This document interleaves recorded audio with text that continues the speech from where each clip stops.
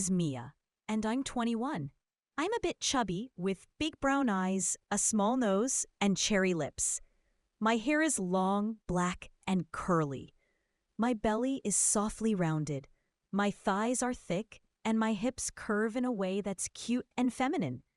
I had been given a rare chance to travel to Italy with a large group of tourists. It felt like a dream come true. Everything went perfectly until the last day. I've always been a little clumsy with directions, and somehow, I ended up in the wrong part of town. When I checked the time, my heart sank. I had completely missed my flight home. Stuck in Italy with no way back, I wandered into a small cafe, hoping a coffee might calm my nerves. I ordered in broken Italian, relying mostly on hand gestures. The barista smiled politely, and I took my tray, scanning the room for a seat.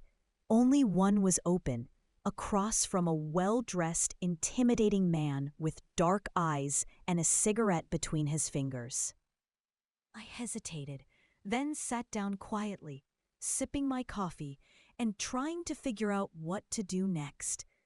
I didn't realize I had just sat across from one of the most dangerous men in Italy. As I drank my coffee, I felt his gaze on me.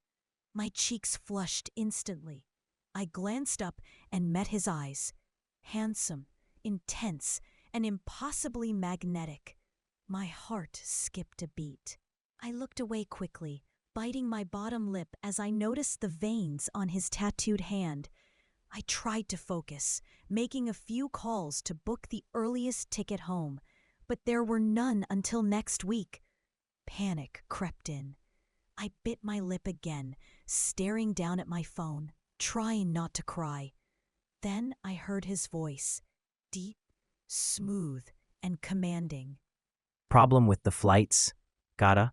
I gasped softly, my heart racing. I looked up at him, cheeks burning. "Yes, signore," I said, trying to steady my voice. "It's a long story. I don't want to take up your time." He leaned back, his muscular arms crossing over his chest. His eyes darkened slightly at the way I called him signore.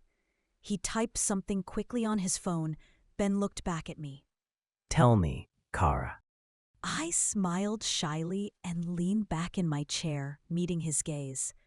"I'm from Colombia. My biggest dream was visiting Italy. I have a small shop back home. I make pottery and sculptures and sell them. I saved every penny without asking for help. My parents always wanted me to be independent, so they refused to support me financially. I finally made it here, part of a tour group. I was supposed to stay for 3 days, but my curiosity got me in trouble." I chuckled softly. He listened closely, his expression softening.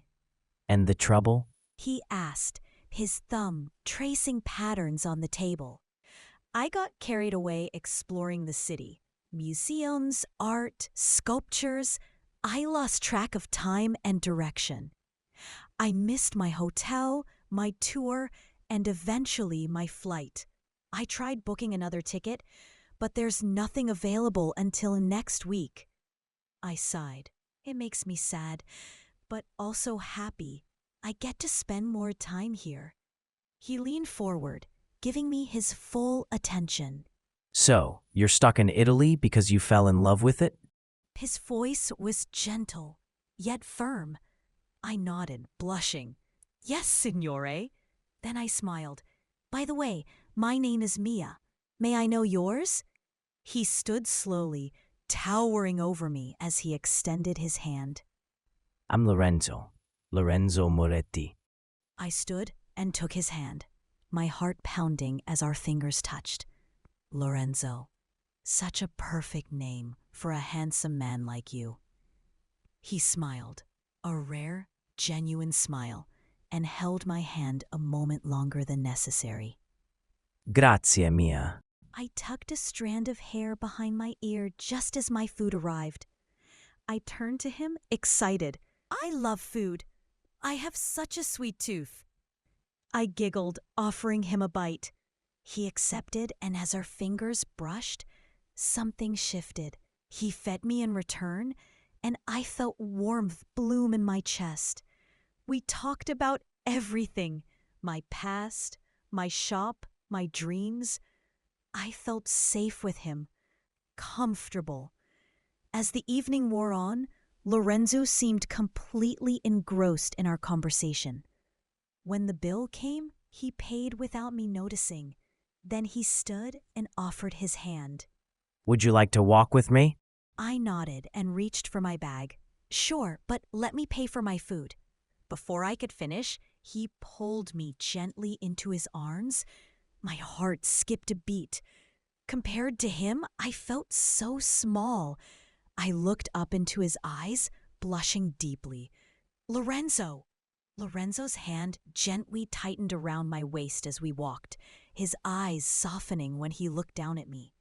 I could feel my heartbeat quicken against his chest, and somehow that made him hold me closer. No need to pay. He murmured, his voice low and warm. Consider it my treat. I blushed even deeper, nodding shyly as I took his hand.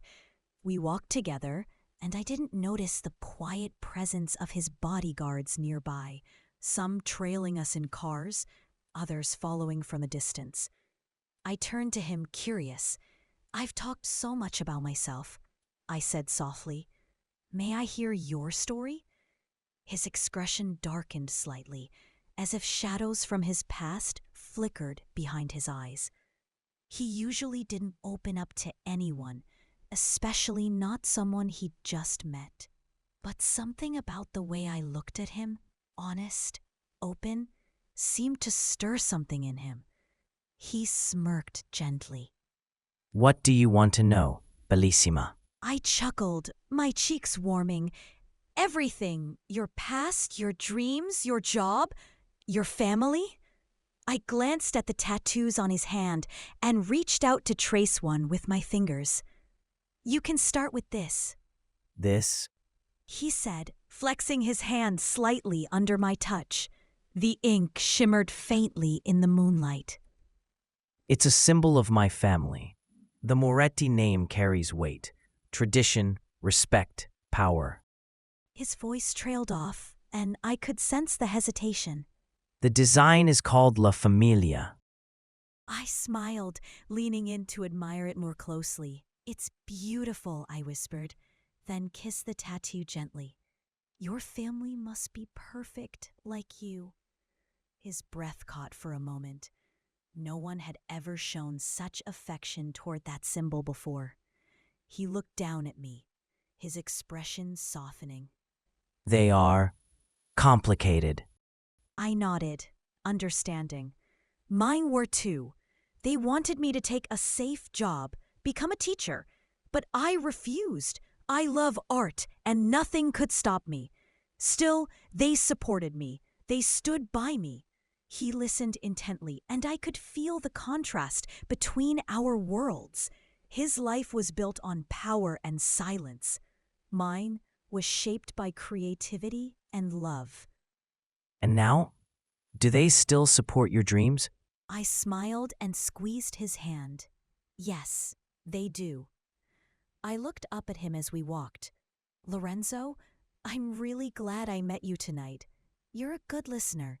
I hope I haven't bored you. He squeezed my hand in return, his voice low and sincere. Not at all. I enjoyed hearing about your dreams. And I'm glad I met you too. I blushed again, walking beside him in silence, feeling the warmth of his presence. When we reached my hotel, I stopped and turned to him, taking both of his hands in mine. Lorenzo, this is my hotel, I said softly, gazing into his eyes. My room is 202. I'd be happy to see you again. He looked down at me, his breath catching slightly. My hands in his felt small and trusting. Without thinking, he stepped closer, our faces just inches apart. I'll see you again soon, He whispered, his voice husky and tender. I smiled and rose onto my toes, pressing a gentle kiss to his cheek. My lipstick left a faint stain and I blushed as I whispered, "See you again." Then I turned and walked inside. He stood there for a moment, touching the spot where my lips had been, the scent of my perfume lingering in the air. A rare smile played on his lips as he watched me disappear into the hotel. Next week, we met every night. We walked together, talked about our days, and explored the beauty of Italy. Lorenzo showed me hidden corners of the city, art galleries, museums, even quiet churches with breathtaking architecture. I cherished every moment. I always wore dresses that reached just above my knees. They hugged my curves modestly, revealing my legs. I felt a little shy about my chubby figure, but Lorenzo never made me feel anything but beautiful. One day, I crafted a Matryoshka doll just for him. I painted it carefully, smiling with excitement as I tucked it into my bag. That evening, he invited me to a fancy restaurant. I wore my best black dress, applied light makeup, and stepped out of the hotel with a fluttering heart. The dress hugged my curves, my full breasts, rounded hips, and soft waist in a way that made me blush. When I saw Lorenzo waiting for me, my heart skipped. He watched me approach, his eyes widening slightly. I could see the way he looked at me, and it made me feel radiant. "Hey," I said, hugging him and cupping his face. "Did I come late? Were you waiting long?" Only a little. He replied, his voice hoarse as he wrapped his arms around me. I felt the warmth of his embrace, the strength of his body. You look stunning. He murmured, kissing the top of my head. I giggled, blushing. "Thank you," I pecked his cheek. "And you're hot like always." We got into his car, and as he adjusted his jacket, he glanced at me. You're too kind. He said smoothly. What do you have in your bag? I smiled, looking at his profile. "It's a little surprise," I teased, winking and turning to watch the city lights pass by. He glanced at me again, clearly intrigued. The drive was quiet, filled with soft glances and comfortable silence. I can't wait to see it. We walked into the restaurant together, and he helped me into my seat. I let him order for both of us, watching him with affection and something deeper. As the waiter left, Lorenzo reached across the table and gently took my hand, intertwining our fingers.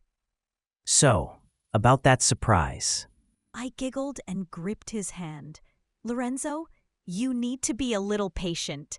I blushed and winked. "After dinner." His thumb traced circles on my knuckles, and he smiled at my playfulness. I'm not sure how much longer I can wait. He said teasingly, though I could hear the sincerity in his voice. Dinner passed in a blur of laughter, wine, and stories. I asked about his day, listened closely, and felt more connected to him than ever. As the restaurant emptied, I knew it was time. When we reached my hotel, I turned to him, holding his hand. "Lorenzo, I made something for you. It's not luxurious, but I hope you'll like it." I opened my bag and pulled out the Matryoshka, placing it gently in his palm. He looked down at it, stunned. His fingers trembled slightly as he turned it over, examining the intricate design. It's beautiful. He said softly. Did you really make this yourself? I nodded, chuckling. "Yeah." I took it from him and opened it carefully, revealing the smaller dolls inside. "The smallest one is you," I said, smiling. "Like the photo from your childhood you showed me. I made a tiny version of you." His eyes widened as he stared at the miniature figure. Something shifted in his expression, something raw and vulnerable. He picked up the tiny doll, holding it delicately. How did you? His eyes glistened with unshed tears as he looked down at the tiny doll, then back at me. I could see something shift in his expression, something vulnerable and deeply touched. Slowly, he reached out and cupped my cheek with his hand, his thumb brushing softly against my skin. No one has ever done anything like this for me. He whispered. I took his hand in mine, my fingers lacing with his. I'm glad, I murmured, my voice trembling slightly as I looked into his eyes, feeling myself get lost in them. He leaned into my touch, his thumb still caressing my cheek. The moment felt raw and intimate, filled with emotions neither of us had expected. Without hesitation, he closed the distance and pressed his lips softly against mine. Thank you. He whispered against my mouth. My heart skipped a beat as I kissed him back, cupping his face gently and resting my forehead against his. His lips were warm, and the way he held me made me feel safe, cherished. He deepened the kiss instinctively, his arms wrapping around my waist and pulling me closer. I melted into him, feeling the strength of his embrace and the tenderness in his touch. The kiss was passionate yet gentle, filled with everything we hadn't said aloud. I love it. He murmured between kisses. I kissed him slowly, exploring his mouth with mine, my tongue brushing softly against his.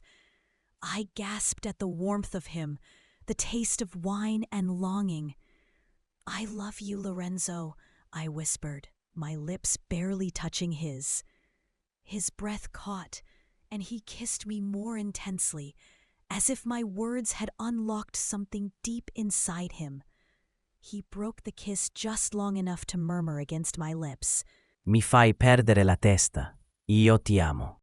I gasped softly and giggled, gently nipping his bottom lip. You're so sexy when you speak Italian, I teased, winking and kissing his forehead.